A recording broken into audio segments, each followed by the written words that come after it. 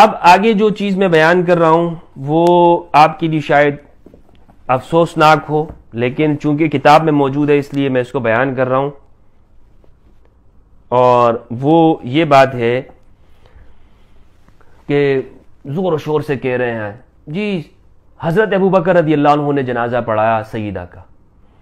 بھائی مجھے کوئی اس پہ دکھ نہیں ہوتا اگر حضرت ابوبکر رضی اللہ عنہ پڑھا دیتے، لیکن نہیں پڑھایا، اور اسی کتاب میں کہ جو میں دوبارہ سے کہوں گا کہ جو اصح الکتب بعد کتاب اللہ ہے اسی میں یہ ہے کہ نہیں پڑھایا، تو کیوں پھر فضول میں اپنی طرف سے ایک ایسی چیز لے کر آ رہے ہو کہ لوگوں کے سامنے جس کا کوئی سر و پیر نہیں ہے۔ صحیح بخاری کی 4240 اور 4241 حدیث ہے، یہ میں آپ کے سامنے پڑھ رہا ہوں، اس سے بہت ساری چیزیں ثابت ہو رہی ہیں اور میں ساری آج آپ کو بتا رہا ہوں۔ اس بات کا بیان کہ سیدہ کا جنازہ مولا علی نے پڑھایا، یہ اس سے معلوم ہوگا، اور یہ اسی طرح اس حدیث سے یہ بھی معلوم، جو چیزیں بات معلوم ہوگی میں بتاتا ہوں آپ کو۔ 4240 4241 حدثنا يحيى بن بكير قال حدثنا الليث عن عقيل عن ابن شهاب سے مراد زہری، عن عروة عن عائشة ان فاطمة بنت النبي صلی اللہ علیہ وآلہ وسلم ارسلت الى ابی بکر تسأله میراثها من رسول اللہ صلی اللہ علیہ وآلہ وسلم مما افاء اللہ علیہ بالمدینہ وفدک۔ اس روایت میں یہ ہے کہ حضرت عائشہ فرماتی ہیں رضی اللہ عنہا کہ حضرت فاطمہ علیہ السلام جو کہ رسول اللہ صلی اللہ علیہ وآلہ وسلم کی پیاری بیٹی ہیں، ارسلت الی ابی بکر، انہوں نے حضرت ابوبکر کی طرف بھیجا، یعنی کسی کو بھیجا، ارسلت، تو یہ اس روایت کے مخالف نہیں ہے۔ میں نے آپ کو بتایا کہ خود بھی چلی گئی اور حضرت عباس کے ساتھ گئی، اور اسی طرح سے جناب دوسروں کو بھی بھیجے، یعنی مولا علی کو بھیجا، دوسروں کو بھی بھیجا، تو یہ مخالف نہیں ہے اس روایت کے۔ تسألہ میراثہا، طلب کیا، مانگ رہی تھی، اپنی میراث کا مطالبہ کیا رسول اللہ صلی اللہ علیہ وسلم کے اس مال سے جو آپ کو اللہ تعالیٰ نے مدینہ اور فدق میں عنایت فرمایا تھا، یعنی مالف ہے۔ وما بقی من خمس خیبر، اور خیبر کے خمس یعنی جو 5واں حصہ رہ گیا تھا۔ فقال ابو بکر، حضرت ابو بکر نے اس موقع پہ کہا ان رسول اللہ صلی اللہ علیہ وآلہ وسلم قال، رسول اللہ نے ارشاد فرمایا ہے لا نورث ما ترکنا صدقہ، کہ ہم جو چھوڑ کے جائیں وہ صدقہ ہوتا ہے۔ انما یأکل آل محمد فی ھذا المال، آل محمد اسی مال سے کھاتے رہیں گے۔ وانی واللہ لا اغیر شیئا من صدقۃ رسول اللہ عن حالها التي كان عليها فی عہد رسول اللہ، اور اللہ کی قسم جو کچھ حضور صلی اللہ علیہ وآلہ وسلم چھوڑ گئے ہیں میں اس میں کسی قسم کا تغیر نہیں کروں گا، جس حال میں حضرت صلی اللہ علیہ وآلہ وسلم کے زمانے میں تھا اب بھی اسی طرح رہے گا۔ اور وَلَا أَعْمَلَنَّ فِيهَا بِمَا عَمِلَ بِهِ رسول اللہ صلی اللہ علیہ وآلہ وسلم، اور وہی طرز عمل اختیار کروں گا جو رسول اللہ کا اپنی زندگی میں تھا۔ فَأَبَا أَبُو بَكْرٍ أَن يَدْفَعَ إِلَى فَاطِمَةَ مِنْهَا شَيْئًا، تو ابو بکر نے انکار کیا اس بات سے کہ ان اموال میں سے کچھ بھی، یعنی تھوڑا سا بھی اس مال میں سے دینے کا انہوں نے نہیں دیا، کہ ان يدفع الى فاطمة منها شيئا، کہ اس میں سے کچھ بھی دینا منظور نہیں کیا، اس بات کو ریجیکٹ کر دیا، منظور نہیں کیا۔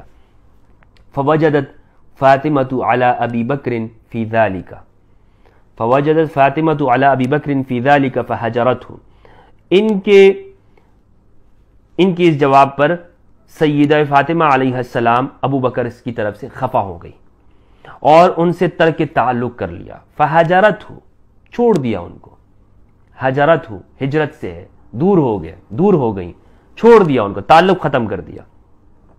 فلم تکلمه حتی توفیت، اپنی وفات تک ان سے کوئی بات نہ کی۔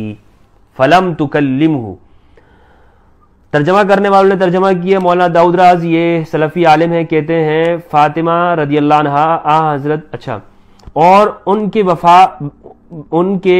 ان سے ترک تعلق کر لیا اور ان کے بعد وفات تک ان سے کوئی گفتگو نہ کی، یعنی اپنی زندگی میں ان سے کوئی بات نہ کی، چھوڑ دی ان سے بات کرنا۔ وعاشت بعد النبی 6 اشہر، اور رسول اللہ کے بعد 6 مہینے تک سیدہ حیات رہیں۔